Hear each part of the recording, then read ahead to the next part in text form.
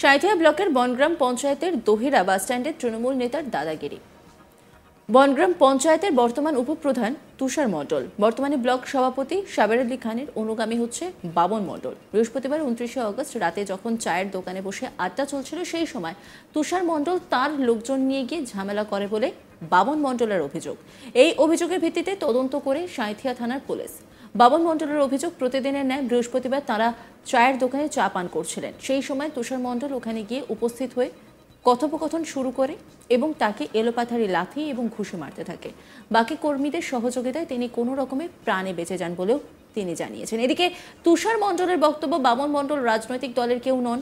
বৃহস্পতিবার রাতে তার সঙ্গে রাজনৈতিক কোনো প্রসঙ্গ নিয়ে কথা হয়নি। তিনি আমার পরিবারের লোকজনের বিরুদ্ধে অশ্লীলভাবে কথাবার্তা বলেন, এমনকি আমার ছেলেকে ডাম্পার চাপা দিয়ে মেরে দেওয়ার ও হুমকি দেন।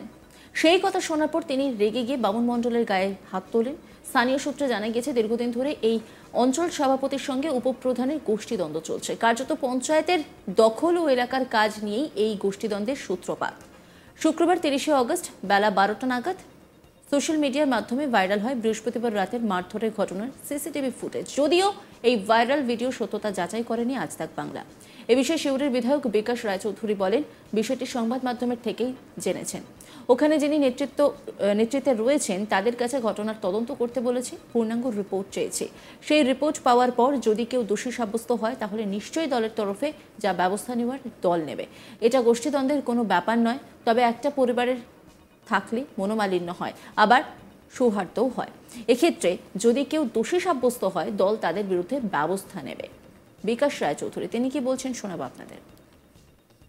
ব্যাপারে সংবাদ মাধ্যমের কাছ থেকে আমি খবরটা পেয়েছি। খবর পাওয়ার পরে আমি ওখানে আমাদের যারা নেতৃত্বরা আছেন তাদের সঙ্গে কথা বলেছি এবং তাদেরকে বলেছি ঘটনা পুরোটা তদন্ত করে আমাদের কাছে যেটা রিপোর্ট দিতে, এবং সেই পরিপ্রেক্ষিতে এই রিপোর্ট পাওয়ার পরে কেন এরকম ঘটনা ঘটলো, কেন এটা ভাইরাল হলো এবং এটা উৎস কি, আমরা তারপরে কিন্তু ওখানে যথাযথ যে ব্যবস্থা দলীয় স্তরে নেওয়া দরকার আমরা সেই স্তরে আমরা ব্যবস্থা নেব।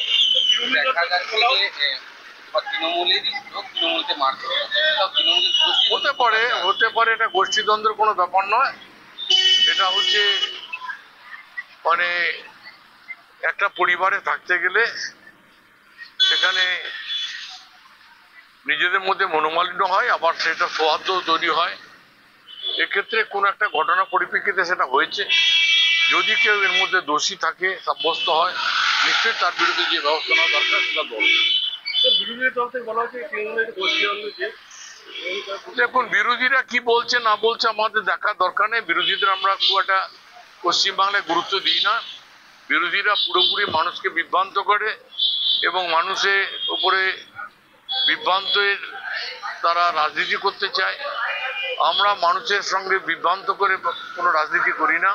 আমরা যা বলি তাই করি। মমতা ব্যানার্জি সেই শিক্ষায় আমাদের দিয়েছেন, অভিষেক ব্যানার্জি সেই শিক্ষায় দিয়েছেন। বীরভূম জেলায় তো আপনারা দেখতে পাচ্ছেন, আমাদের যদি গোষ্ঠীদ্বন্দ্ব থাকতো, আমাদের মধ্যে যদি মনোমালিন্য থাকতো, তাহলে 21 সাল থেকে আজকে অনুব্রত মণ্ডলের চিন্তা ভাবনা যেভাবে তিনি চলতেন আমরা সেইভাবেই চলছি। এটা বোমাবাজির খবর নেই, এটা বিরোধীদের তৈরি করা খবর। এখানে কোনো মনোমালিন্য হয়ে থাকতে পারে, সেই মনোমালিন্যের জন্য নিজেদের মধ্যে সেখানে কোনো ঝগড়াঝাঁটি হয়ে থাকলে সেটা আমরা বসে তাদের দেখে যে দোষী হবে তাকে যা বলার বলে আমরা আবার একসঙ্গে হাত মিলিয়ে দেওয়ার ব্যবস্থা করব। আমাদেরকে এই গোষ্ঠীদ্বন্দ্বের নাম দিয়ে কোনো জায়গায় বিরোধীরা কোনো জায়গা যদি ভেবে থাকে আমরা দখল করব, তাহলে তারা মূর্খের সঙ্গে বাস করছে। এই নিয়ে একটি রিপোর্ট তুলে ধরেছেন আমার কলিগ শান্তনু, দেখাবো আপনাদের। বীরভূম জেলার সাঁইথিয়া বিধানসভায় ফের তৃণমূলের গোষ্ঠীকন্দল প্রকাশ্যে এসেছে। এবার গোষ্ঠীকন্দল কিন্তু শুধু প্রকাশ্যে নয়, গোষ্ঠীকন্দলের যে দুই গোষ্ঠী রয়েছে সেই দুই গোষ্ঠীর মধ্যে চায়ের দোকানে যে মারধরের ঘটনা, সেই মারধরের ঘটনা কিন্তু সিসিটিভি ক্যামেরায় ক্যামেরাবন্দি হয়, আর সেই ক্যামেরাবন্দি ফুটেজ কিন্তু তীরের গতিতে সোশ্যাল মিডিয়ায় ভাইরাল হয়। রীতিমতো এই নিয়ে উঠছে প্রশ্ন, লাগাতার প্রশ্ন উঠছে যে তৃণমূল বানাম তৃণমূল কেন কেষ্টর গড়ে, কাজলের গড়ে, এই নিয়ে কিন্তু রাজনৈতিক মহলে কিন্তু চাপানোতর তুঙ্গে। যেখানে সিসিটিভি ফুটেজে দেখা যাচ্ছে যে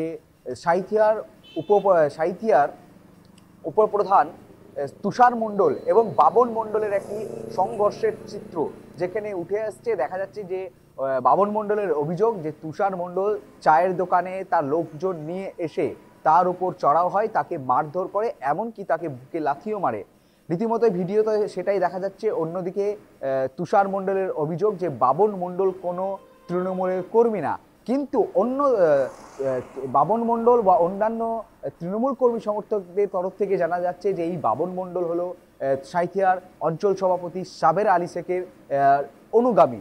তো সাবের আলী শেখ এবং তুষার মণ্ডল দুই তৃণমূলের মধ্যে কিন্তু লাগাতার লড়াই, লাগাতার গোষ্ঠীকন্দল কিন্তু প্রকাশ রয়েছে। কখনো দেখা গিয়েছে বোমাবাজির লড়াই, কখনো পঞ্চায়েত ভাঙচুর, এমন ঘটনা কিন্তু লাগাতার বারবার উঠে এসছে।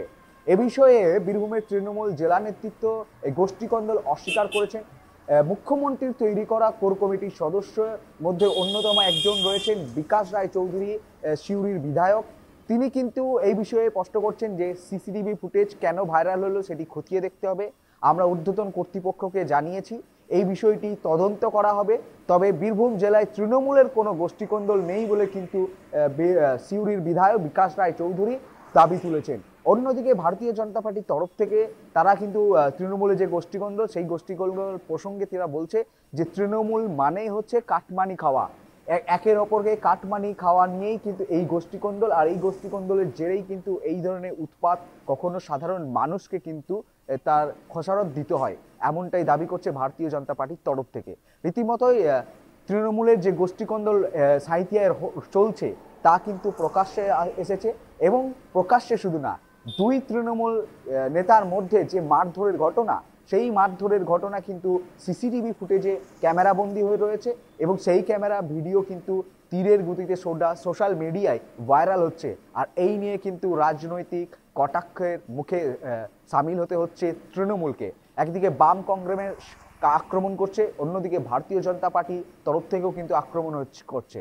অন্যদিকে বীরভূম জেলার তৃণমূল নেতৃত্ব কিন্তু এই সকল অভিযোগকে উড়িয়ে তারা বারবার বলছে ভিডিও ফুটেজ কিভাবে ভাইরাল হলো সেই নিয়ে তদন্ত করবে, এমনটাই কিন্তু ইঙ্গিত দিচ্ছে বীরভূম জেলার সিউড়ি বিধানসভার বিধায়ক বিকাশ রায় চৌধুরী।